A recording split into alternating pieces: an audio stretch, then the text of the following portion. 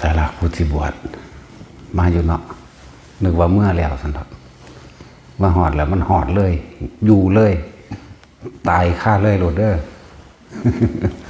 สิกลับไปเอายังอีกแหละมาอื่นกะบวชพระ1 องค์2โกนหัวไว้แล้วล่ะยายอันปีกองก้อยนะ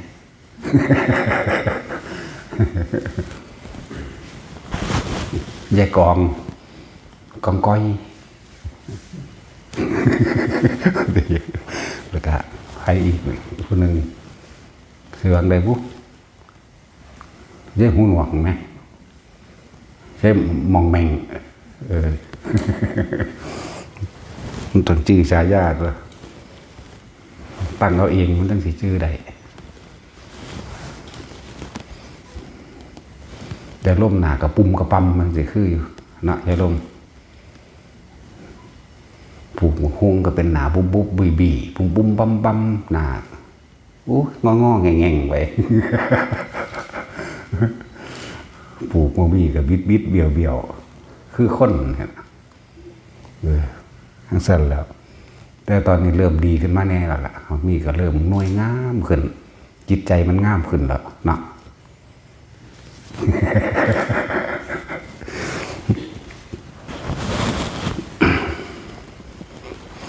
นั่งตัวใจจอยอย่างละใครคำใดบ่มีสมองคือเก่าละ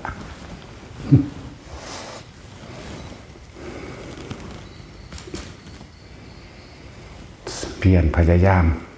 สังสมไปเรื่อยพวกเขาต้องสร้างเหตุให้ดีที่สุดเหตุปัจจุบันเหตุสติเหตุลมหายใจเหตุอยู่กับตัวเองบ่ต้องไปคาดอันนี้เอาผลมันดับอย่าไปเสือไผอันเรื่องว่าทรงชาญหรือเขาชาญบ่เหตุในสามารถบรรลุนั่นนี่ได้ในประวัติขั้งพุทธกาลคือพระกังขาเรวตะจังสิแล้วก็ทรงชาญเจริญชาญอยู่โดยชาญที่1 มั่ง 2 มั่ง 3 มั่งของเราเองเด้ล่ะเพราะเราเป็นคนฟุ้งซ่านเราเป็นคนมีความสงสัยมากพอตั้งแต่หูยินผู้นั้นผู้นี้เว้าเรื่องนั้นเรื่องนี้แล่นมาถามพระพุทธเจ้าโลดโอ้ยเป็นตะเพิ่นรำคาญก็อย่างนี้ถ้าขนาดเฮาอ่านอันฟังอ่านซื่อๆกูรำคาญแทนเพิ่นไหมจังซั่นแล้วพระพุทธเจ้าจึงหาเครื่องอยู่ให้เพิ่นก็เลยฝึกการทรงฌานเจริญฌานให้เพิ่นมีเครื่องอยู่แล้วอยู่ในปฐมฌานจนเกิดความคล่องแคล่วทุติยฌานก็จนคล่องยืนเดินนั่งนอนคำว่าคล่องยืนเดินนั่งนอนทุกกิริยาอาการบ่ว่าสิทำขอบัตรปฏิบัติอันใดดูชั้นที่1ดูลมหายใจเขาออกก็มีอาการปิติอย่างใดอย่างหนึ่งเกิดขึ้นเพิ่นก็อยู่จังสั่นยืนก็อยู่ได้เดินนั่งแล้วก็นอนตลอดทั้งกิริยาทุกกิริยานั่นแหละทั้งที่หลับตาและลืมตาชั้นที่2ก็เกิดขึ้นเป็นเองนั่นเพิ่นมีเครื่องอยู่ได้บัดชั้นที่2ก็เกิดขึ้นมาเป็นเองไม่มีวิตกไม่มีวิจารณ์อยู่แค่เฉพาะอาการปิติบางที่ก็นิ่มนวลหรือหนาตึงบน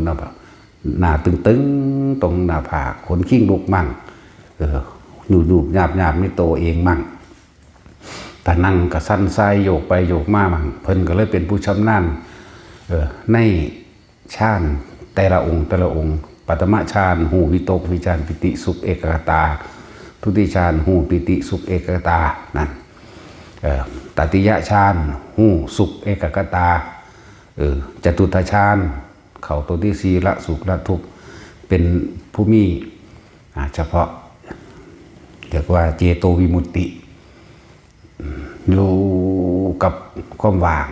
จิตบ่คิดบ่นึกนะความรู้สึกทั้งกายก็ถูกตัดไปหายไปดับไปเพิ่นก็เลยเป็นผู้ชำนาญในฌานพระเจ้าเลยยกย่องเป็นผู้เลิศในการเข้าฌานออกฌานตลอดทั้งการทรงฌานเจริญโดยฌานแต่ว่าถ้าเฮาสิมาคิดเบิ่งนั่นน่ะว่าเพิ่นบรรลุอรหันต์แล้วบ่บรรลุตอนตายเด้อเพราะว่าเพิ่นสั่งสมสิ่งเหล่านี้ไว้เพิ่นสั่งสม ในการทรงฌานเจริญฌานนี่แหละเพิ่นบรรลุตอนพอดีกับสิ้นใจเด้ นี่แหละจังว่าเฮาบ่ต้องไปคาดคะเนเอาผลมันไว้ว่ากูต้องบรรลุโสดาสกิทาคานาคาหรอกรวบสาวเดียวรวดเอามองเดียวมันเลยเพิ่นไปบรรลุตอนสิ้นใจนั่นแหละเดี๋ยวพวกเฮาต้องก็เลยว่าให้ทุกคนมีเครื่องอยู่เฮาสิเบิ่งในหลักสูตรการเรียนการสอนของเพิ่นเองอยู่ในโอวาทปาติโมกข์แน่เพิ่นก็ให้ละอกุศลเห็นบ่ล่ะละอกุศลอย่าไปคิดอยากได้อยากดีอยากมีอยากเปลี่ยนแบบโลกนั่นก็ปล่อยไปเลยแต่ว่าถ้าแม้นว่าโดยกุศลโดยธรรมตามความจริงของเจ้าของเองอยากสวดมนต์บทนั้นได้อยากทรงฌานเจริญฌานนี้ได้ให้นึกไปก่อนให้อยากไปก่อนเพราะว่าการอยากเข้าสู่มรรคผลนี่ก็ถือว่ามันเป็นการอยากเพื่อความพ้นทุกข์หรอกเป็นเพื่อเป็นมรรคความอยากกันเพื่อความพ้นทุกข์อยากสวดมนต์บทนั้นได้อยากสวดปาฏิโมกข์ได้อยากเฮ็ดแบบนั้นแบบนี้ได้แต่ในทั้งเบิดนี่ก็คือว่าบ่มีการเบียดเบียนทำร้ายนี่ตัวนี้สิเป็นตัวเตือนตนเองป้องกันให้ในความอยากทั้งหลายต้องเป็นความอยากที่ไม่เบียดเบียนทำร้ายผู้ใดผู้หนึ่งเสียชีวิตและทรัพย์สิน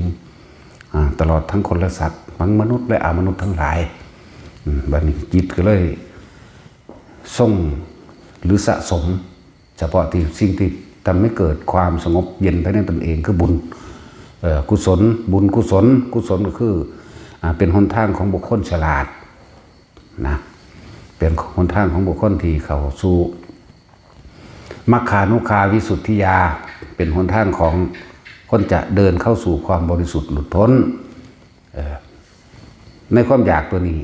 แต่ว่าในอยากนั่นคือว่างพ้นไว้แล้วก็เดินทางมันนั่นแหละจึงบอกว่าจะไปเสื้อไผ่อย่าไปสนไผ่เฮ็ดจนว่ามันจิต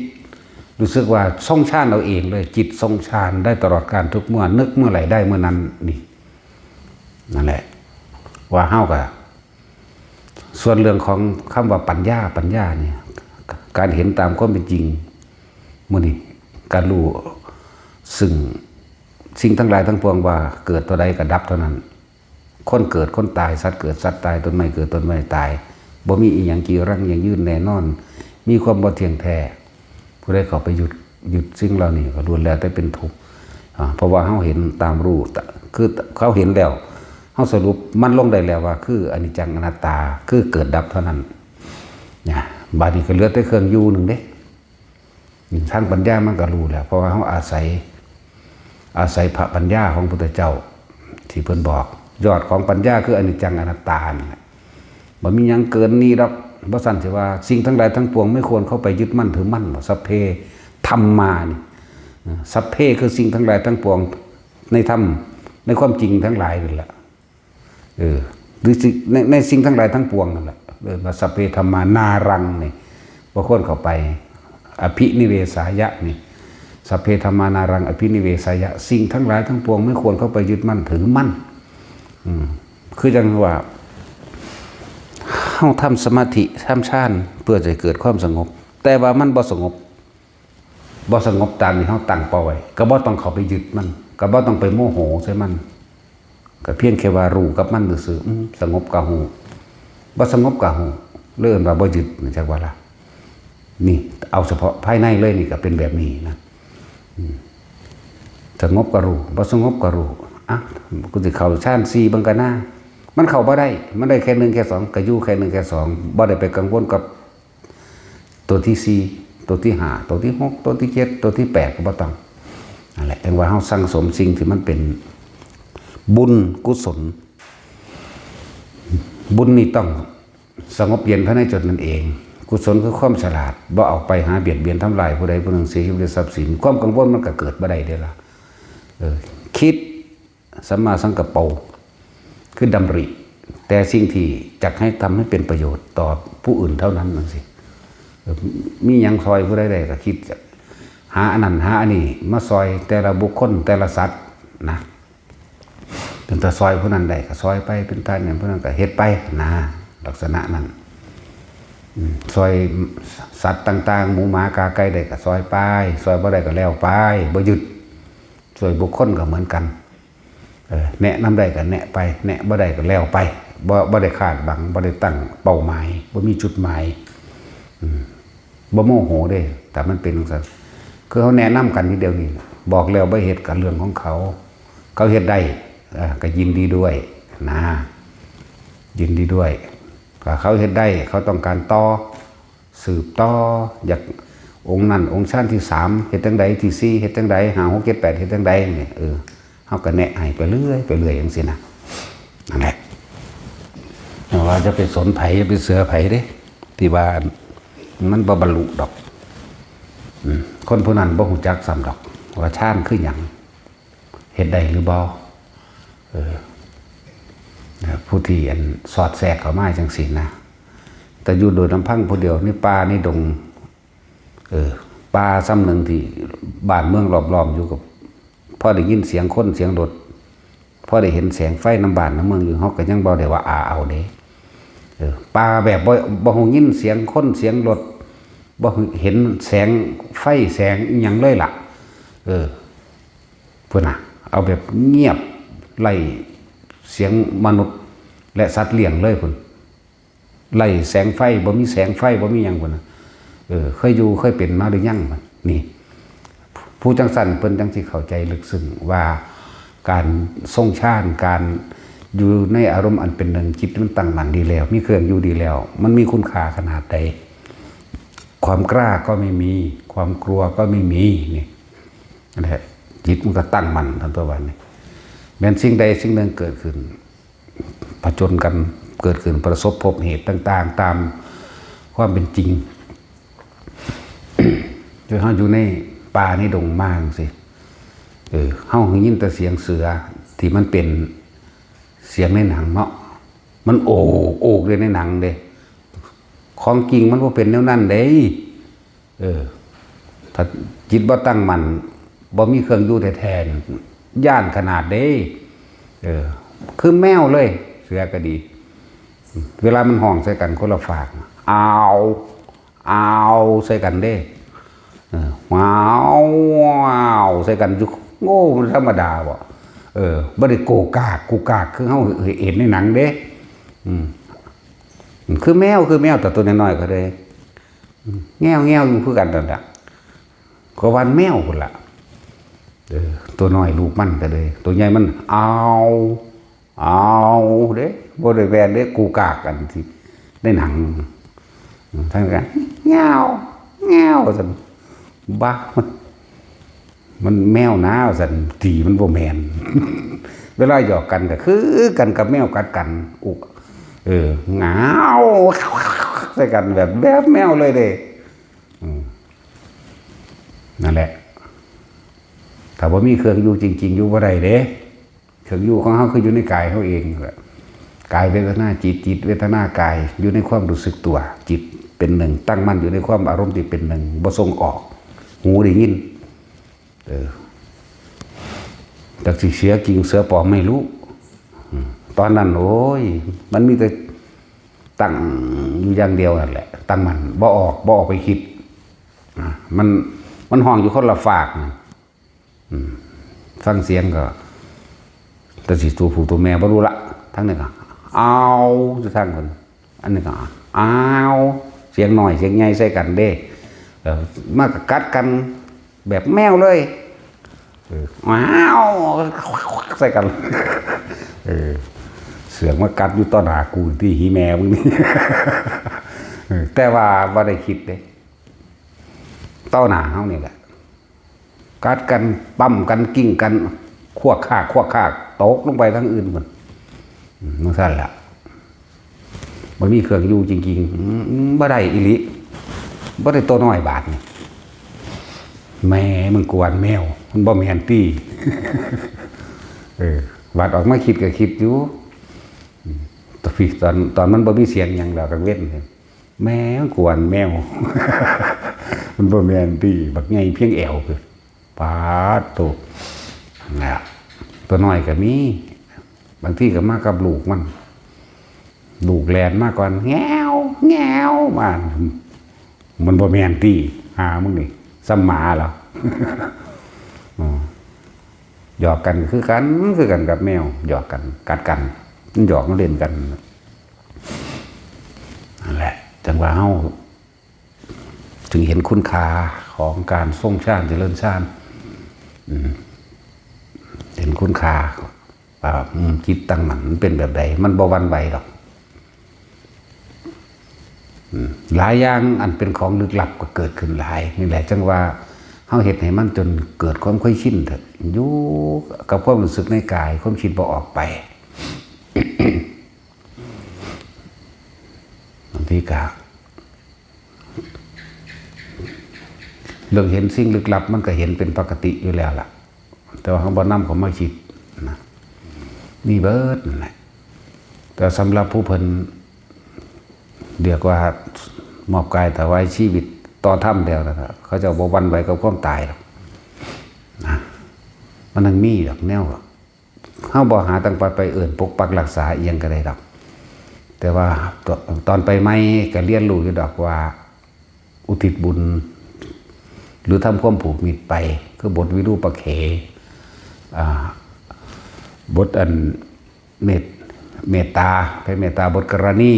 ก็สวดไว้ในใจนี่บทกรณีขึ้นตอนไปจริงๆก็เป็นแบบนั้นอยู่บทกรณีเป็นน้ำทางแล้วก็บทวิรูปเขแต่ก็ฉัตรทันตะมุนี่สวดไปสวดไปในใจไปเรื่อยแต่ว่าชินแล้วก็บ่สวดหยังดอกชินแล้วบ่สวดนั่นแนวจังซี่มีแต่ใส่อำนาจโดยพุทธานุภาพธรรมานุภาพสังฆานุภาพสัจจญาธิฐานบุญอันใดที่ข้าพเจ้าก็ทำมาแล้วตั้งแต่อดีตตอนต้นจนถึงปัจจุบันณขณะนี้ขอผลทานบุญกุศลกรรมดีที่ข้าพเจ้าก็ทำมาแล้วเนี่ยจงมีแด่สรรพสัตว์ทั้งหลายไม่มีที่สุดไม่มีประมาณทุกหมู่เหล่าบรรดามีท่านทั้งหลายเราใดต้องการโมทนาบุญกับข้าพเจ้าขอท่านทั้งหลายเหล่านั้นจงโมทนาได้ตลอดการทุกเมื่อเถิดนี่ก็เล่นนึกไปจังสี่เอาแต่ถึงเวลาทำบัตรก็ทำอยู่เด้ทำแล้วก็บ่มันทำหน่อยพร้อมทำบักหลายเลยถึงเวลาทำที่พวกเข้าสวดแต่ละมือแต่ละชุดที่หนึ่งชุดที่สองชุดที่สามสวดหลายก็นั่นอีกสวดบักหลายเลย3 ชั่วโมงกลัวๆทั้งมือก็เลยทั้งมือก็อยู่ประมาณ3สวดบักเร็วเด้ว่ามันสวดซาๆคือเข้าสวดเด้พวกเข้าอันพากันทำบัตรอยู่นี่ถือว่าซาเด้จักว่าล่ะนั่นแล้วนั่นคือจังสวดบทปริบทกรณีอย่างสิกรณียมัตตกุสเรนะจันทังสุตังปตังอภิสเมจัสโกอุจุจัสโหุจุจัสโหุจุจัสมุตุนาติมานิสันตุสโกจัสปโรจะอภิกิจจารโลกปฏิสันติตริโยจันิปโกจักขปโกกฤษณนุหิโตนี่สวดประมาณเร็วซ้ำนี่แหละสัพพะภาษากรังคุรัสสุปสัมปะราจะปริโยทังนังอิตังพุทธนาสัสนังอนุปวาโตนุปคาโตปาติมาโคจะสังวโรมัตัญจุตาจะปัตตสมิงปัญจสัสดาสัสนังอธิจิตอาจเอตังพุทธนาสัสนังอนุปวาโตนุปคาโตปาติโมโคจะสังวโรมัตัญจุตาจะปัตตสมิงปัญจสัสดาสัสนังอธิจิตอาจเอตังพุทธนาสัสนังสวดเร็วๆแบบนี้พวกเขาที่สวดได้หรือเปล่าสวดพร้อมกันได้บ่นี่ก็บ่ได้พวกเขาต้องมาเป็นจังหวะจะโค่นเป็นทำนองเนาะมันใจสั่นใจเงาบ่คือกันนั่นแหละคือเขาเห็นเขาเจ้าสวดปาติโมกข์ละมันเร็วเด้นะสวด3 ชั่วโมงคนเดียวนี่อันสวดซ้ำนี่แหละได้บ่คล้องเปิดหนังสือใส่เอาเลยต่างเว้นไต่เทียนใส่เอาจังสั่นแหละเฮ็ดแบบนี้เฮ็ดจังสั่นตลอดเด้นั่นแหละพวกเขาอีหยังไม่ได้เสี่ยวได้นี่ เนาะความสะดวกสบายของน้ำก็อยู่ในตัวเองใครตัวบอยเห็ดเอาดากนอนใส่ได้ของน้ำไปรดมันจังว่าได้อยากไปของน้ำมันอยู่มันเป็นของน้ำของนอนยังมันก็อยู่ในตู้ข้อมอยู่ข้อมกินกันได้กิน8 คาบคนเนาะอันบ่ได้ว่าสิไปกินยังก็ไปได้แล้วแต่มึงสิเป็นไปมากงกก็บ่ค่อยมีได้ มาเขียงพอมีอยู่มาเขียงแต่ว่ามันเป็นดอนๆแบบว่าเป็นสัตว์เป็นหม่องไปบ่ได้มีทั่วไปเด้ทั้งเธอก็นำแมงมาเขียงนั่นแหละหูจักมาเขียงบ่บูแล้วพวกนี้แต่คน บ้านนอกบ้านอีสานเฮาก็พ่อผู้จักคือดอกมาก้นโคกมาเคียงมาข้าวสารไปกินหมากอีหยังบ่แล้ววันเพิ่นมาข้าวสารดำๆคือกันลูดมากกับแม่มึงบาดนี่ปุ่นท้องขึ้นย่างใหญ่เมาปวดหัวโอ้ยนั่นแหละที่บอกว่ากินเงียวใครต้นปวดเงียวให้อยู่ กินแล้วมันขี้มันกระหากออกตัวมันจังเศร้าธรรมดาเดี๋ยวจะหมากยังบ่แล้วมันคล้ายๆมาข้าวสารมันต้องแหล่งเอาว่าคอยมีเด้แต่มาตีนเขาในไข่ในอาจจะมีมักคอกเพราะได้กินเพราะได้ติดแขวอยู่ ถ้าเรามันบ่แม่นสุขสบายเด้อแต่ไม่เห็นเบาๆหัวอยู่นี่มันหัวเราะความทุกข์ซื่อๆเด้กูบอกกับมึงอีกดอกว่าซื่อๆเด้แต่ว่าเรื่องป่วยนี่บ่ค่อยมีปานใดเรื่องเป็นไข้เป็นหวัดเป็นนั่นบ่มีหนาวก็มีอยู่ร้อนก็มีอยู่แต่ก็หาวิธีเอาคือว่าเรื่องไข้นี่บ่มีที่เป็นปวดหัวปวดแต่ปวดแขวนี่มี ปวดแขวจนหักออกล่ะหักออกเอาเองเลย 2-3 เล่มแล้วนั่นล่ะมันต้องอดต้องทนนำตัวอีหยังก็ดีว่าสันปฏิวาปขันตีปรมังตะโปตีติขานิพพานังปะระมังวัตันติเนี่ย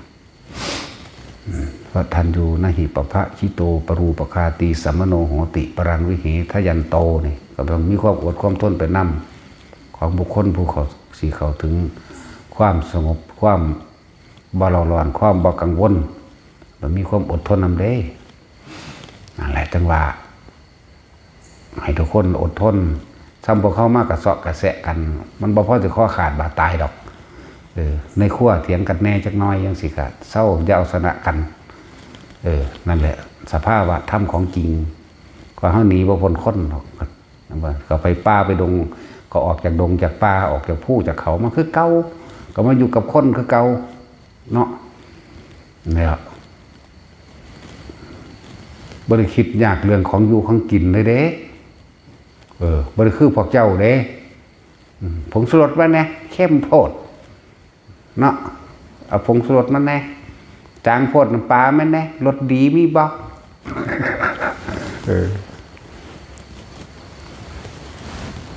เอาขนมกับนมไปแน่ว่าแต่กินเนี่ยมันแรงอยู่ธรรมดาบ่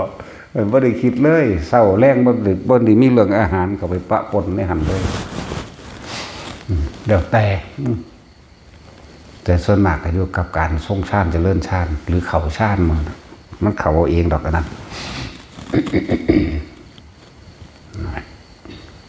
เวลามันนิ่งมันเข้าไปของมันโอ้สว่างสวัยแต่ว่าเป็นสว่างที่มีจุดสว่างแบบคือคล้ายดวงอาทิตย์นี่ก็เป็นบักใหญ่เลยก็เป็นอยู่แต่ว่าสว่างตรงนั้นกับเป็นเครื่องอยู่อย่างหนึ่งเด้อย่าพึงบอกยอดมันเด้ออย่ามาตัดเด้ภาษาความรู้จำของพวกนั้นความสว่างนั้นก็เป็นเครื่องอยู่เฮ็ดให้เขาเกิดอาการปลื้มปิติอิ่มเอิบจิตก็บ่ได้มีความกังวลใดปัสสัทธิสมาธิตั้งมั่นจังซั่นก็เอาปิตินั่นแหละเป็นอาหารเอาปิติเป็นอาหารกายอาหารใจแล้วมันก็ซึมซาบเข้าสู่กายเองดอกนี่คือผลของการทรงฌานผลของมันเราต้องสร้างเหตุมันให้ดีอิ่มบ่หิวข้าวอยากน้ำยังบ่ปวดเหี่ยวปวดหยังบ่ค่อยป่วยบ่เจ็บบ่ป่วยถ้าสิเป็นก็เป็นตะปวดแขวแต่จังซั่นก็แปลกดีเด้กับบาดที่ปวดก็ปวดอยู่ดอกมันทางนานๆยังเป็นปวดหนักๆก็หักทิ่มเลยหักออกก็ปวดคือเก่าล่ะหักก็เลยนั่นแหละพวกไข้พวกหนาวบ่ค่อยเป็นแต่ผลของการทรงฌานเจริญฌานจะบอกว่าผู้ใดเรียกว่าสมาธิ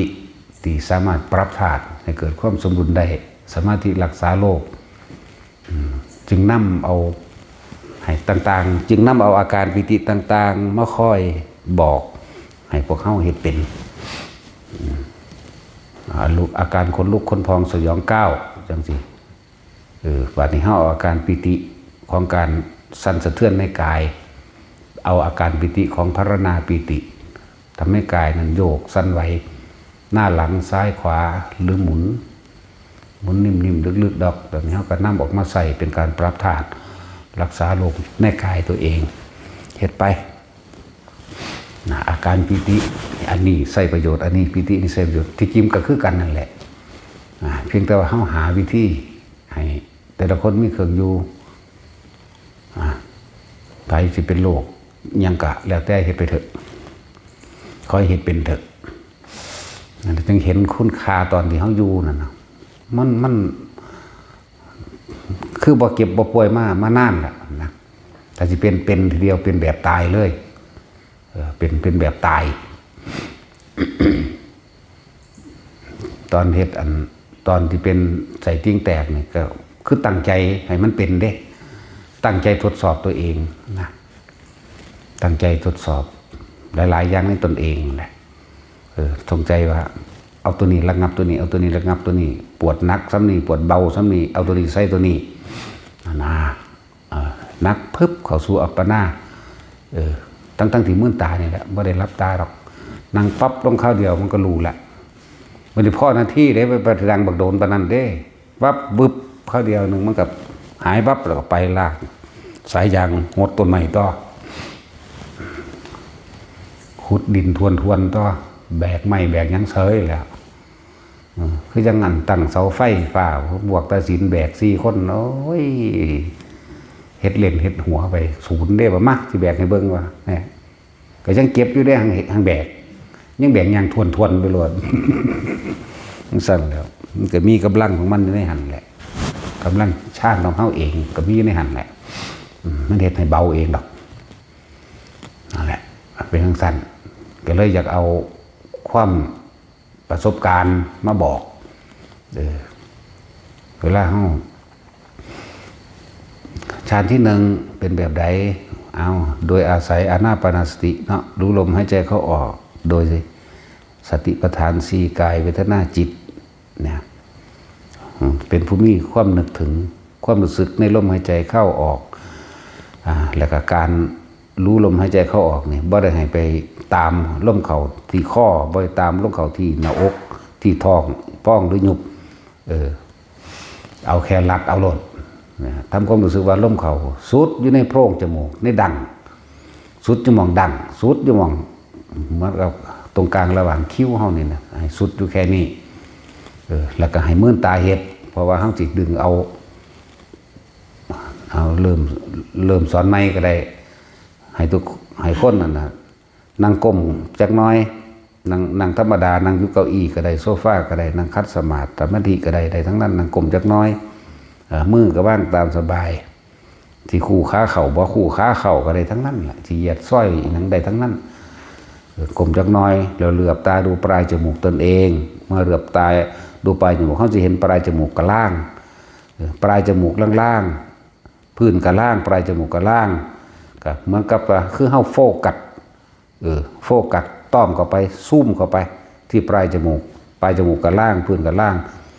แล้วก็หายใจเข้าพูดนี่ทำความรู้สึกเพียงแค่ว่าลมเขาสุดอยู่ในโพรงจมูกมองดังหักนั่นแหละหายใจออกก็โทพูดโทจนบ่คิดยังประคองไว้ประคองความรู้สึกในลมหายใจไว้เข้าออกนี่อาการหนึ่งสิเกิดเป็นนิ่มๆน่วงๆอยู่ตรงกลางระหว่างคิ้วเฮาเองดอกเหมือนกับเฮาเอาปลายนิ้วมือเฮาแตะตรงกลางระหว่างคิ้วนี่นะแต่ว่ามันแตะแห้งเลยแตะเบาๆความรู้สึกนั่นสิเหมือนกับว่าเฮาแตะถูกต้องเฉพาะขนเฮาเองไหมเบาๆนิ่มๆแบบนั้นนั่นแหละแล้วก็ส่งไว้รักษาไว้ประคองไว้บัดนี้เฮ็ดอยู่หั่นนั่งก็เฮ็ดเป็นแล้วนั่นแหละจึงเรียกว่าวิตกก็หมายถึงคิดถึงลมเข้าแล้วออกนั่นแหละวิจารณ์ประคองเอาไว้อย่าไปคิดถึงสิ่งอื่นนอกจากทำความรู้สึกอยู่กับลมหายใจเข้าออกปิติก็เกิดอันนุ่งๆนิ่มๆอยู่กลางหน้าผากกลางคิ้วอันอื่นว่าปิติเอาปิติให้มันมาเกิดนี่หรืออีกว่าอีกอย่างหนึ่ง ก็คือว่าทำฐานกรรมฐานฐานที่ตั้งแห่งการกระทำหรือว่าฐานที่ตั้งแห่งจิตสมาธิแปลว่าจิตตั้งมั่นตั้งตรงไหนตั้งตรงฐานที่ตั้งจิตตั้งตรงไหนกลางหน้าผากนี่แหละถ้าผู้ใดเฮ็ดเป็นโดยขั้นต้นแล้วนั่งเฮ็ดอยู่ผู้เดียวนั่นแหละสิค้ำซ้ายค้ำขวาหรือค้ำเท่าไรก็เฮ็ดไปเถอะนะสังเกตความรู้สึกนิ่มนวลอยู่ในระหว่างนั้นมันสิเกิดเอาเองเด้บ่แม่นเฮาไปจับไปต้องไปใบไปใดๆบ่แม่นเฮาคิดให้มันเกิดความคิดของเฮาอยู่ในคำบริกรรมว่าพุทธกับความรู้สึกทางกายของเฮาคือลมแค่นั้นหายใจออกโทเข้าพุทธออกโทสังเกตความนิ่มนวลอยู่หั่นนั่นแหละเรียกว่าเป็นผู้เข้าถึงเริ่มสัมผัสความสงบในปฐมฌานปฐะคือปฐมหรือหนึ่งปัฐมะนี่แปลว่าปฐมหรือแปลว่าหนึ่งฌานะเนี่ยแปลว่าเพ่งอยู่ในจุดเดียวเพ่งอยู่ในจุดเดียวอาการปิติเป็นเครื่องยืนยันว่าเป็นผู้ทรงฌานโดยฌานที่หนึ่งหรือสำเร็จฌานที่หนึ่งแม้ชั่วขณะก็ยังดีแต่ก็เฮ็ดไปเรื่อยส่วนฌานที่สองถ้าเขานั่งเฮ็ดจนชินแล้วนั่งท่าได้ก็ได้เดี๋ยวก็ยืนจนว่าชินเหมือนกันคำว่าชินนี่ต้องแค่หายใจเข้าปึ๊บเดียวเท่านั้นน่วงขึ้นกลางคิ้วกลางหน้าผากหรือกลางหัวก็แล้วแต่เด้อได้ทั้งนั้นเด้อพอเฮาสิเอาความรู้สึกนิ่มนวลเลื่อนเนิบนาบอยู่กลางหัวเฮาเองหรือหมุนหรือหยังก็ว่าไปสำหรับผู้เป็นแล้วก็ยังงงปล่อยสำหรับผู้นี่สอนคนแนะให้คนที่บ่ทันเป็นนะให้เฮ็ดไปแค่นี้ซะก่อนต่อมาเฮาแม่นเฮาบางที่เฮาบ่ได้นึกถึงลมหายใจสุดเลยซ้ำไปตัวนิ่มๆน่วงๆขึ้นมาเองเลยย่างกลมๆไปปั๊บเป็นโลดจังซี่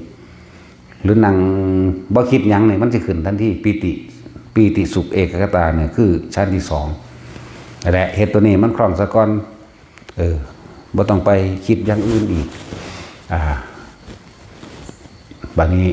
ก็สิอธิบายเกี่ยวกับอาการปิติที่มันแทรกซ้อนกัน2อัน3อันก็มี2อย่าง3อย่างก็มีเด้คนที่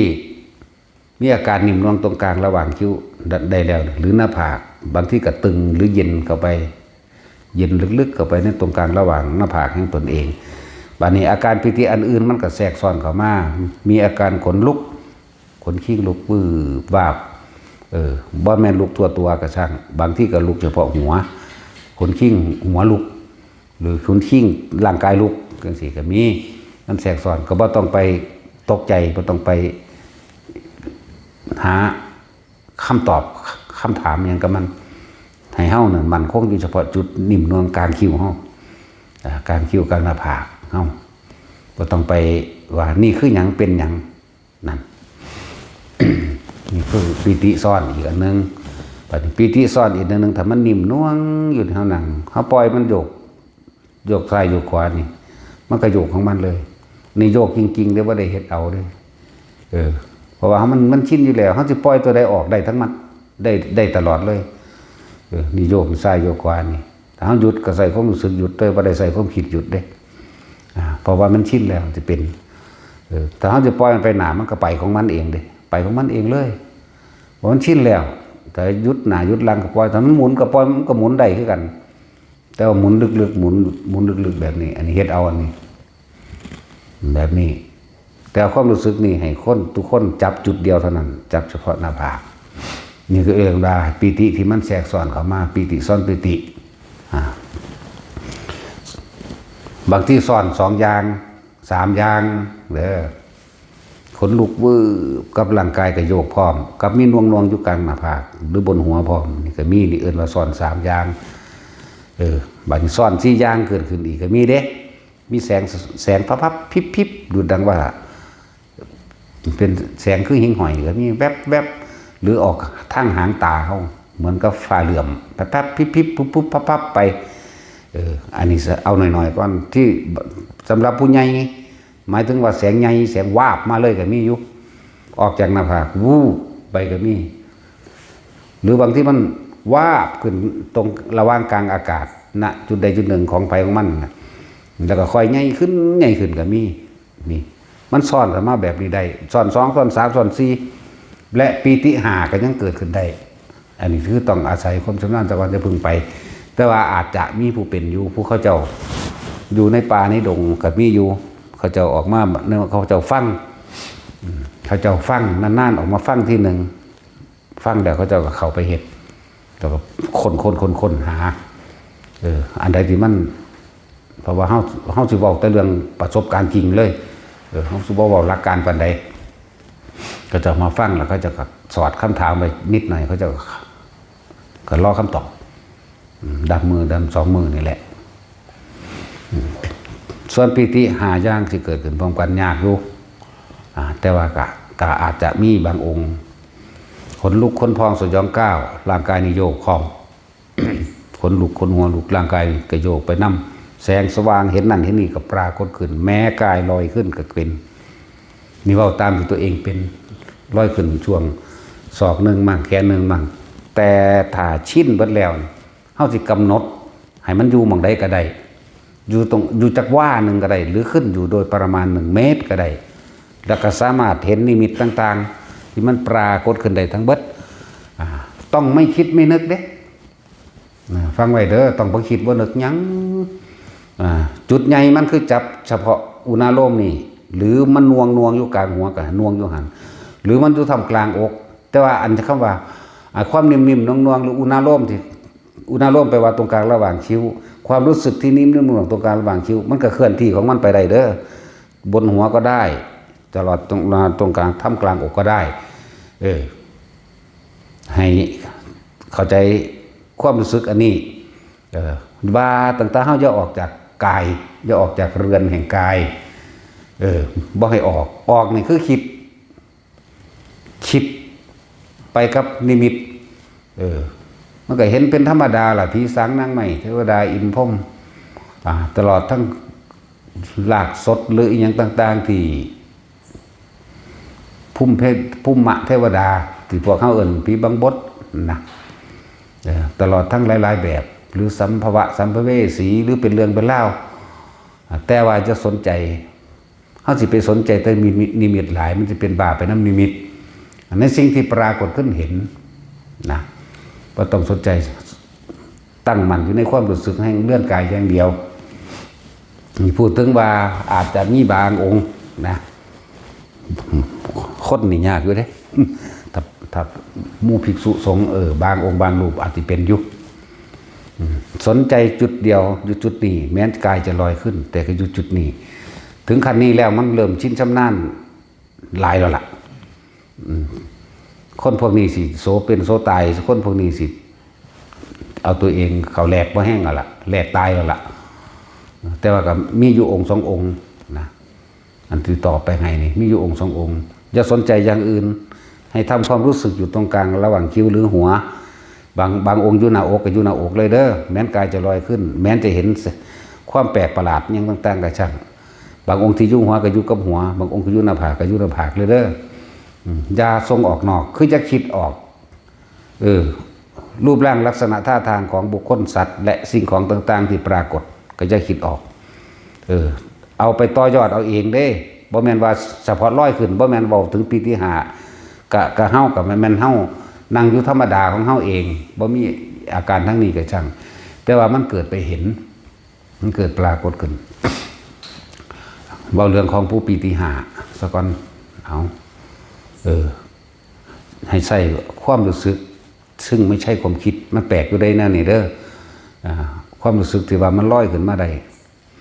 ให้อยู่ในระหว่างกำหนดให้มันอยู่ในระหว่างศอกนึงหรือเมตรนึงก็พอยุ่งสั้นแหละนะเดี๋ยวกำหนดขึ้นกำหนดลงเอาเองแม้นเป็นใหม่ๆก็ต้องตกใจธรรมดาเพราะว่าขนมันลุกแห้งโพดขนขี้งลุกนี่วือขึ้นจนท่วมหัวขนาดว่ามีผม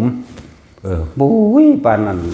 ปานยาฆ่าดิหยาตั้งไปเบิดเด้หนังหัวเฮานี่ตั้งไปเบิดเลยแล้วก็เกิดอาการร่างกายก็โยกน้ำหังบ่โยกแห้งโยกนิ่มๆโยกลึกๆพร้อมอันน่วงอยู่นี่ก็มีคือกันแต่ว่าเบาบางแต่พอรู้สึกได้ตัวนี้ถือถ่วมก่อนตัวคนลุกท่วมตัวนี้ก็เบาบางนี่ให้จับเอาจุดตัวเบาบาง แบบนี้สิอันนั้นอันนี้ก็ปรากฏขึ้นมากมายนั่นแหละจังว่าว่างจิตเป็นกลางให้ได้อย่าคิดว่าขนลุกเนี่ยเกิดขึ้นจากหยังนี่คืออธิบายให้ฟังแล้วโยกสั้นไส้เกิดขึ้นจากหยังก็บ่ต้องนะสิ่งที่ปรากฏขึ้นก็บ่ต้องไปหลงไหลกับมันนั่นแหละแต่ก็คอยกำหนดขึ้นกำหนดลงเอาเองจนกว่าเกิดชิ้นชำนาญบัดนี้สำหรับผู้เป็นนิมิตซ้อนก็สิพ่อเข้าใจว่าล่ะเนาะบัดนี้เอาโดยทั่วไปเวลาเฮานั่งหรือเดินจงกรมก็ตามเอาพวกนั่งท่าไรก็ได้เด้อบ่ได้ก็จำกัดว่าท่าทั้งหลับตาและลืมตาแต่หลวงพ่ออันนี้สิบอกว่านิยมมื่นตาหลายกว่าแม้นความมืดก็ช่างมื่นตาคือเก่าแม้นความมืดก็ตามตะกี้หลับตาเฮาสิหลงไหลไปแต่สิ่งภายนอกเฮ็ดหลับตาอยู่เป็น10 ปีมันละแบบรับตายังได้กับเขาเอาตั้งแต่ท่ามันเลยเอาแบบว่าแบบตามรูปแบบมันนะทิมรูปแบบว่าเป็นตะกี้อะไรจนว่าได้รับคำแนะนำจากหลวงปู่มันนอนเป็นหมูเป็นหมาเป็นหมูเป็นหมาขึ้นเคียงมาตายยังอยู่หม่องนี้อย่างที่นะเปี้ยเขาจังแก้ปัญหาโดยการคิดก็จังเจ็บแสบเป็นอาทิตย์บาดนี้บ่คิดมื่นตาเฮ็ดไปเลยหายเอาเองจังเข้าใจนั่นแหละจังเฮ็ดแบบมื่นตาเรียกว่าโอ้ยแต่ที่บอกเรื่องเห็นนั่นเห็นนี่นั่นหลายบาดนี้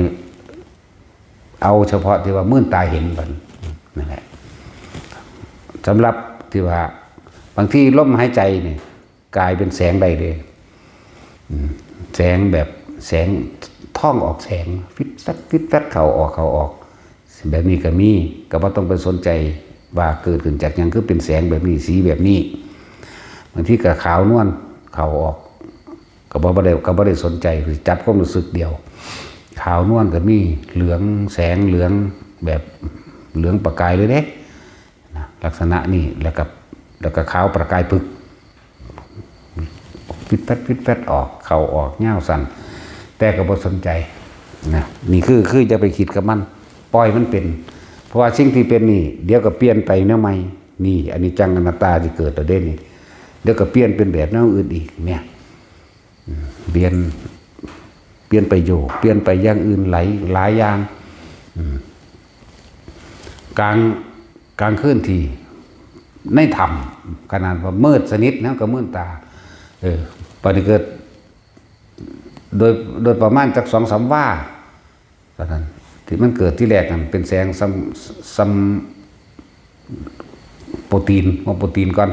เราจะคอยใหญ่ขึ้นแจ้งออกไปเบิดธรรมเลยแจ้งลักษณะว่าเห็นหุงได้จริงๆมองเห็นทุกสรรพสิ่งได้ทั้งเบิดในธรรมนั่นแหละก็เลี้ยวเห็นตามฝาผนังต่ำตามนั่นตามนี่ก็เห็นไปแต่บ่คิดเด้จื้อไว้เด้อพวกอยู่ในป่าเด้อบ่คิดเห็นไปซื่อมันเป็นไปตามสัญชาตญาณ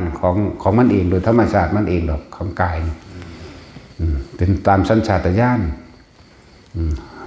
คำว่าสัญชาตญาณสัญญาเนี่ยแปลว่าสัญญา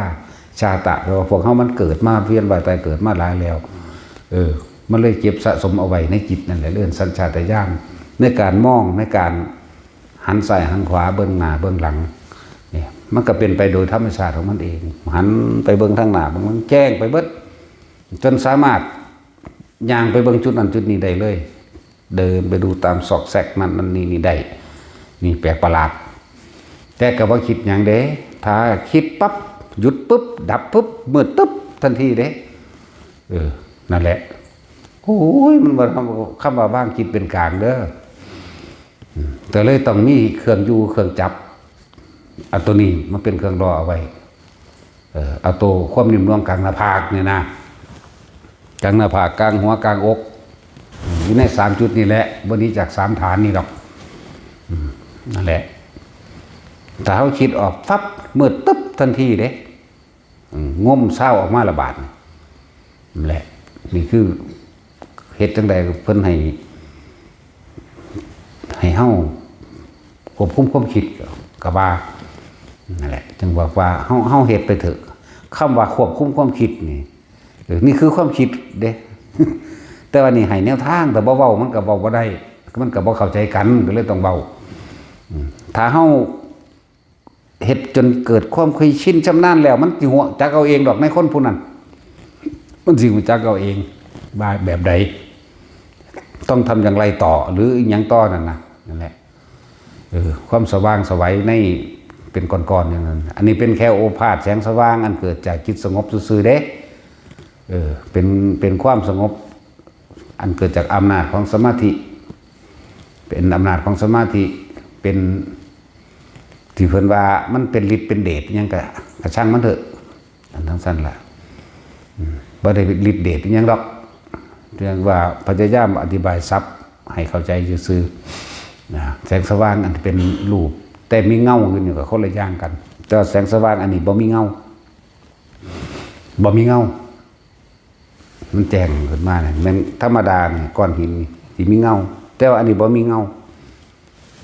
นี่แหละอีกอันนึงตามาหูนั่นเห็นนี่ได้อยู่บางที่กะนี่เว้าได้เว้านี่เป็นเรื่องนึงเด้อนี่เป็นอีกเรื่องนึงเรื่องสว่างแบบที่เล็กน้อยๆจังใหญ่ขึ้นซ้ำกับมันแต่ค่อยใหญ่ขึ้นแล้วก็บ่เป็นลูกบ่เป็นดวงอาทิตย์บ่เป็นคือหลอดไฟแล้วก็หายกว้างออกว่าสว่างไปเบิดเลยในธรรมจังซี่นะนี่ก็อย่างนึงบัดนี้นี่ตัดไปคนละเรื่องเด้อบัดนี้ของที่เฮานั่งอยู่ในที่มืดหรือเดินจงกรมเอาเดินแล้วก็เดินไปบางที่ทางจงกรมเฮานี่เป็นคลื่นยาวๆล่ะคลื่นยาวๆไปเป็นคลื่นเฮาก็ย่างไปของเฮากลับไปกลับมาไปแต่ว่าบ่ออกจากความรู้สึกตัว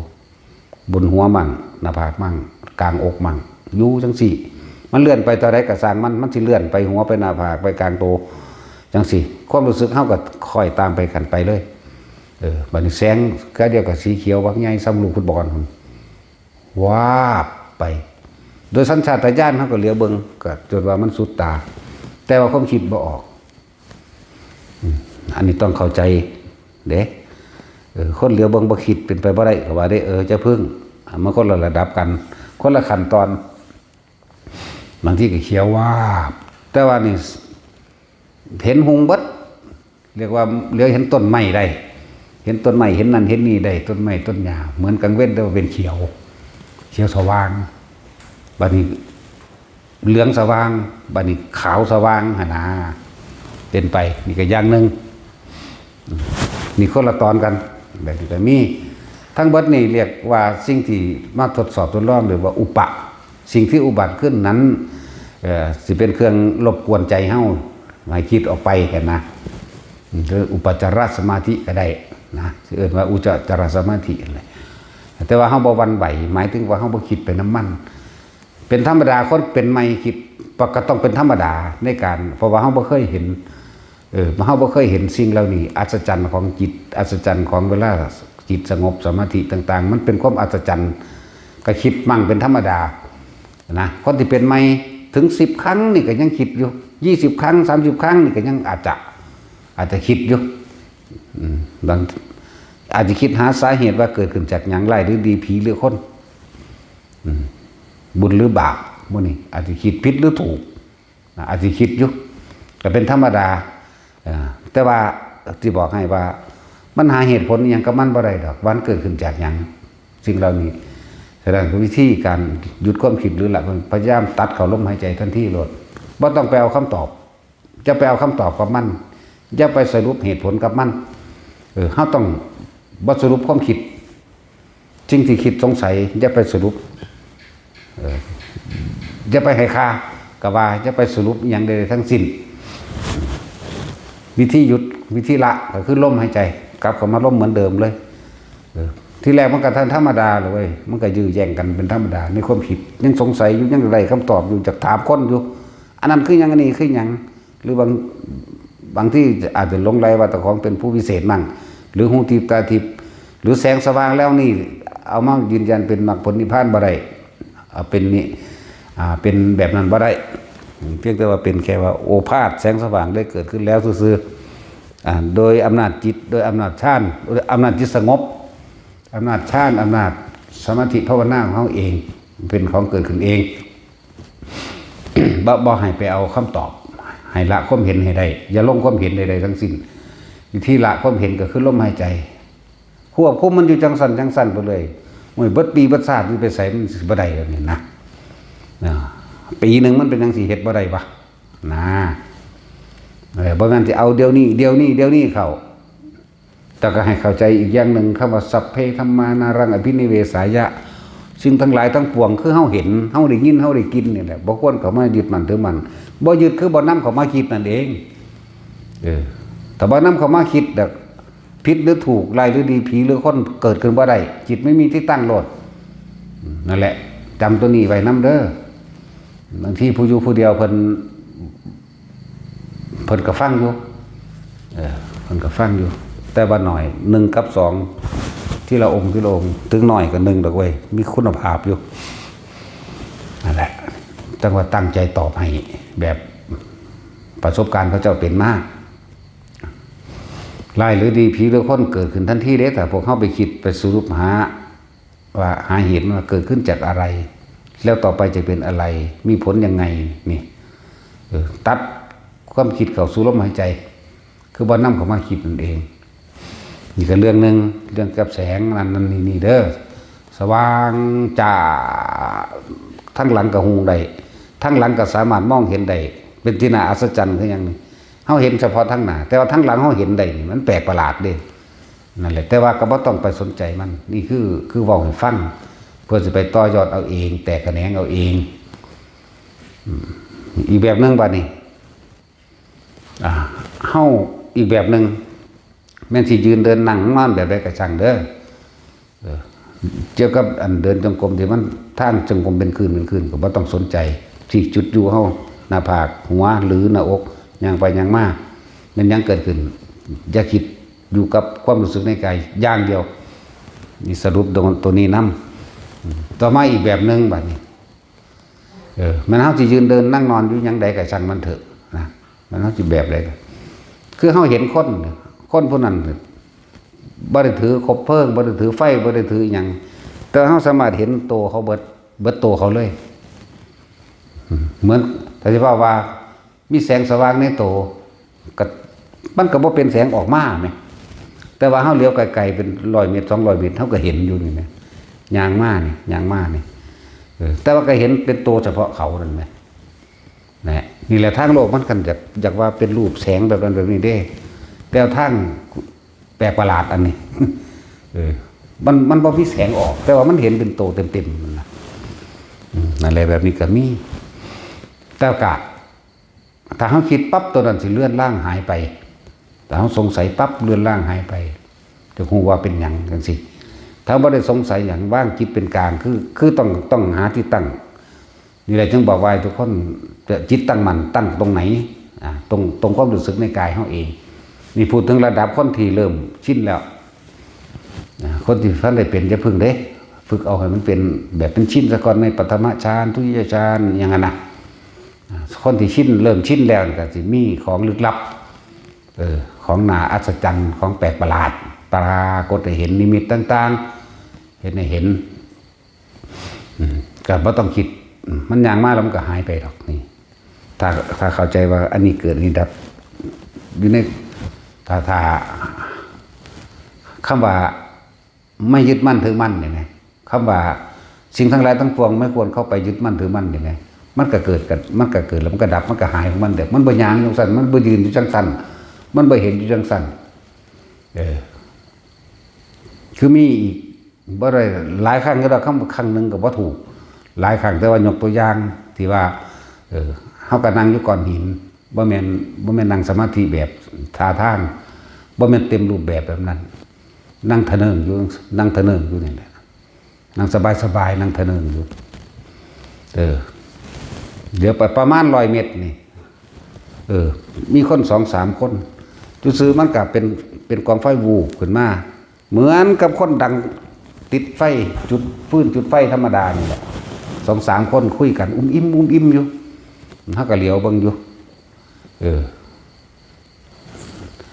เขาบ่สนใจเสียงชัดเขาบอกกันเรื่องนั้นเรื่องนี้เสียงชัดถ้าเขาสนใจมาถึงคิดว่าเขาบอกกันเรื่องใดนอนนี่ปุ๊บล่างเลยเสียงนี่สิเป็นโอ้ไปสื่อบอกกันพุ่มพุ่มพุ่มพุ่มพุ่มพุ่มไปธรรมดาบัดนี้เฮาสิย่างไปหาลุกขึ้นย่างไปหานี่ความคิดมันเกิดเห็นบ่อยากไปพิสูจน์หรือดีใจว่ามีหมู่ที่ย่างไปหาตัวนั้นก็เคลื่อนไปเด้เคลื่อนไปเฮาย่างไปมันก็เคลื่อนไปของมันเองมันเคลื่อนออกเอาเองไปเฮาย่างขึ้นมามันก็ขึ้นมานำเฮาคือกันแต่ห่าง100 เมตรโดยประมาณเอามันนั่งอยู่มันก็อยู่ของมันแต่เฮาเฮ็ดบ่สนใจทั้งๆบัดนี้หลับตาไว้ก็เห็นเด้หลับตาก็เห็นบ่สนใจแล้วเข้ามาอยู่ในความรู้สึกตัวอย่างเดียวมื้อนึงคิดออกไปแน่จักหน่อยว่าอยากไปเบิ่งหรือว่าดีใจว่ามีหมู่อยู่นะจังซั่นแหละหลับตาลงบ่เบิ่งเห็นคือเก่ามื่นตาขึ้นก็เห็นหลับตาก็เห็นบัดนี้นั่นแหละแต่กับอยู่ในความรู้สึกตรงกลางหัวมั่งหน้าผากกับหัวนี่ขึ้นไปลงไปลงมาอยู่เลยเขาก็อยู่กับมันอยู่กับความรู้สึกนี่ความคิดตนบ่ไปนั่นแหละนานเพียงใดก็บ่รู้แต่ว่ามันหายไปแล้วบางทีมันคือเฮาบ่สนใจจริงๆมันเข้าฌานของมันเลยวันพุ่นละนั่งอยู่เป็นมื้อ2 มื้อ3 มื้อก็ได้อันคำว่าก็ได้เฮาบ่ได้กำหนดหยังมันเป็นเอาเองมันก็เข้าไปเอาเองแล้วมันก็ออกมาเอาเองนั่นแหละจังซั่นอันของนิมิตนี่มันเยอะแยะอยู่ดอกพวกกันทรงชาติเจริญชาติหรือชินชำนาญในชาติส่วนมากมีแนวโมนีมาปรากฏในเห็นหลายแบบจริงหรือไม่จริงก็สร้างยาสรุปความเห็นว่าจริงหรือไม่จริงเข้าใจปะจริงก็บ่ให้สรุปว่าจริงไม่จริงก็บ่ให้สรุปว่าไม่จริงแต่เห็นก็เห็นที่จังสั่นซื่อๆนี่แหมเพียงแค่เห็นเพียงแค่ได้ยินเพียงแค่ได้กลิ่นเหมือนกับแต่ที่ว่าโดยสมมุติคนเข้าใจเคลื่อนอ้อยลูกนะก้มลูกนะให้ก็ให้สะอึกสะอื่นเขากันแหวแหวแหวคือสิตายนี่ได้ผีหลอกหน่อยมันก็เลยฟูแม่ก็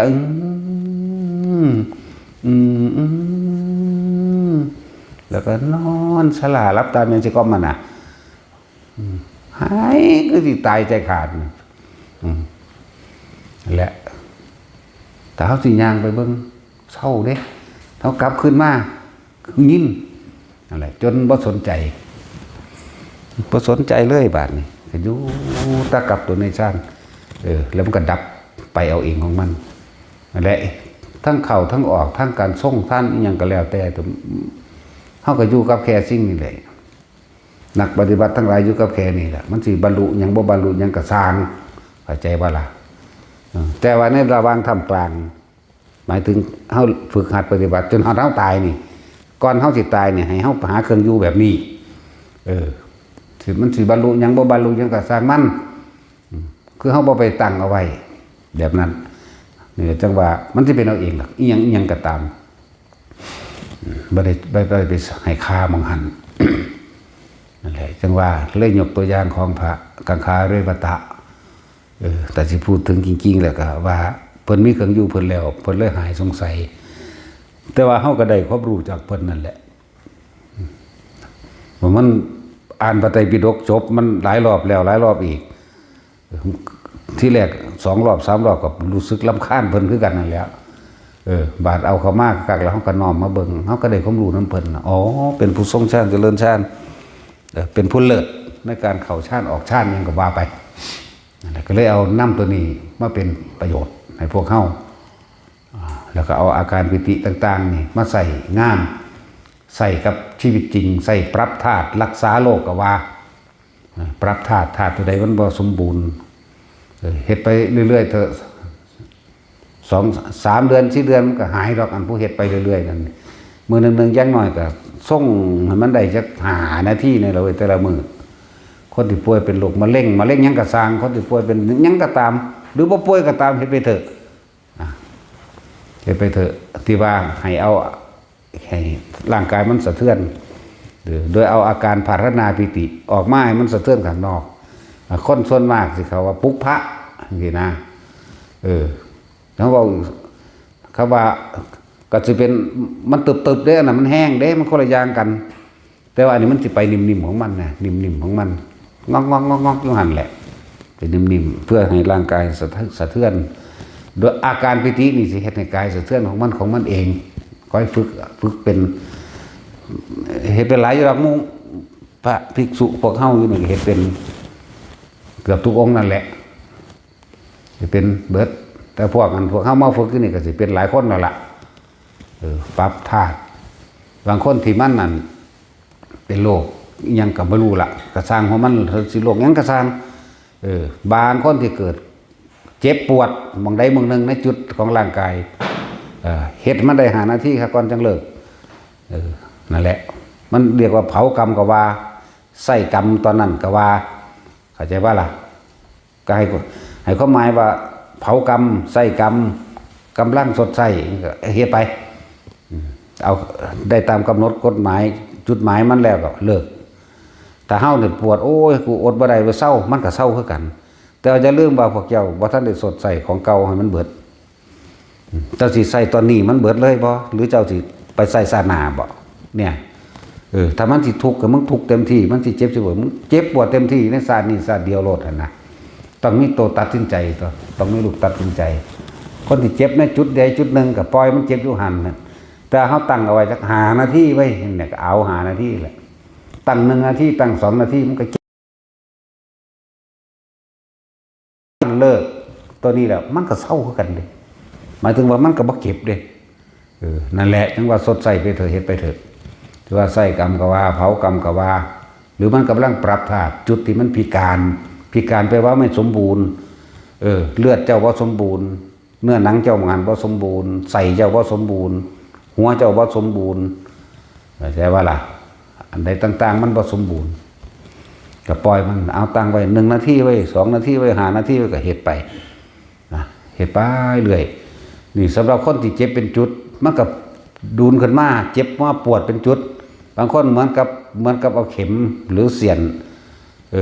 แทงมาจากทั้งหลังสอดมาทั้งหัวใจก็มีได้ป๊าบขึ้นตรงหัวใจก็มีหายใจก็บ่เข้าคนเด้อันนี้เคยเป็นแล้วอันนี้เหมือนกับเอายังแท่งจากข้างหลังสอดมาตรงหัวใจนี่เจ็บยังขัดเลยล่ะคัดเข้าไปในตัวนี้เลยหายใจบ่เข้าปล่อยเลยบ่ได้สนใจนั่นแหละปล่อยยุ่งสั่นล่ะล่มตายไปก็สร้างหัวมันนั่นแหละเฮ็ดไปมันก็เศร้านั่นยังว่าเฮาก็เลยว่าส่วนมากกันอาหารใจนี่ก็มีแต่อาการปิตินี่แหละพอดีมันก็ซึมซาบรักษาปรับธาตุในกายหรือรักษาโรคก็ว่าไปแต่ว่ารักษาโรคมันต้องเข้าใจแน่แต่ว่าปรับธาตุมันพิการธาตุมันบ่ปกติมันป่วยนั่นแหละแต่ว่าปรับธาตุที่บ่เข้าใจไปเถอะที่ว่าฟอกธาตุฟอกขันธ์ก็ฟอกไปเถอะบ่ได้ซักผ้าหรอกบ่แม่นเป็นฟอกเป็นฟ้องหรอกเป็นแบบนี้นี่คือเอาอาการปิติเนี่ยมาเป็นเครื่องอยู่เป็นอาหารกายเมื่อเขาอาหารมันก็แผ่ออกมาเมื่อเป็นอาหารใจว่าเป็นอาหารกายมันก็แผ่ออกมาทั้งกายกับพ่ออิ่มไปน้ำเพื่อเก่าเด้นะครับเดินไปนี่คือวิธีอีกอย่างหนึ่งนะอันนุ่งๆยกหัวนี่ก็อีกอย่างหนึ่งอันไหนมันสั่นเทือนไปอีกอย่างหนึ่งเป็นเครื่องอยู่ล้วนแล้วแต่ว่าเป็นอาหารจิตอาหารใจเฮาทั้งหมดเอาอาการปิติต่างๆมาเป็นนี่ตะกี้พวกโอ้หลายแล้วแต่ว่าพวกอยู่ในป่าในดงเด้อมักสิเห็นนั่นนี่อยู่ให้เพียงแค่เห็นเพียงแค่ได้ยินเพียงแค่ได้กลิ่นเพียงแค่สัมผัสทางกายรูปรสกลิ่นเสียงต่างๆให้สักแต่ว่าหรือเพียงแค่เห็นเพียงแค่ได้ยินเพียงแค่ได้กลิ่นอย่าคิดอย่านึกอย่าไปสรุปละความเห็นให้ได้วิธีละความเห็นกับลมหายใจนั่นแหละคิดว่าออกบอกว่าถือตื่นเต้นตกใจใดกระชั่งกลับเข้ามาลมหายใจเป็นที่ 1แต่มันยังฝึกเนื้อสูดลมหายใจมันคักๆให้มันกระแทกเข้าลึกๆแล้วปล่อยออกลึกปล่อยออกคือแนะนำวิธีให้แต่ละคนบางคนมันน่านหยุดสูดใจลึกๆกั้นหายใจไว้กั้นลมไว้ ตาซักลงไปใส่ปลายจมูกก็กั้นลมหายใจไว้อย่าคิดนั่นแหละเฮ็ดให้มันผ่อนมันคลายออกจากความคิดความหวาดกลัว ความตื่นเต้นความตกใจเฮ็ดอยู่หั่นแหละเฮ็ดไปเฮ็ดมามันสิจับจุดของมันเองดอกตัวเองนั่นแหละสิรู้ในตนเองนั่นแหละว่าพวกนิมิตมันก็เป็นของที่น่าตื่นเต้นน่าสนใจในการเห็นนะว่าละโดยการลมหายใจนั่นแหละคือละตัดความคิดออกก็คือลมหายใจนั่นแหละตัดหยุดคิดกับลมหายใจน่ะหยุดจึงบอกว่าเกิดยังเกิดเห็นยังกระสร้างได้กินยังกระสร้างเหม็นนี่เหม็นมันว่าธรรมดาเลยเรื่องเหม็นซากศพเน่าคนตายสาบสางอึบอับเข้ามาเต็มกระบาลเฮาหมดเลยว่าธรรมดาเลยเหม็นเข่าในกระดานหน้าผากคนเดียวว่าธรรมดาเลยมันอึบอับเข้ามานี่ตึ๊บเข้าไปเดินจงกรมนี่เดินไปเดินมาเสียงงาใหม่หักทั้งหลังปุ๊วหันไปเบิ่งโดยสัญชาตญาณอยู่แล้วต้องให้บริคิดเด้หันไปเบิ่งเองเลยหรือล่างนี่หอยอันโตเดี๋ยวบัดนี้ก็ไกวหัวบัดนี้คือมันเอาขาเกาะลงมานี่มันเอาขาพับเนี่ยเกาะลงมาแล้วมันก็ไกวเอาผมมันมาฟาดกับงอนเขาไปเขาอย่างทั้งหลังปัวไปปัวมาอยู่หันแหละวันนั้นก็เดินไปกับปัวทั้งหน้าเขานี่แหละอย่างไปอย่างไม่อยู่หันแล้วเม้นอึบอับคักคืออย่างนี้เด็แต่พยายามอยู่กับความรู้สึกบัดอยู่กับความรู้สึก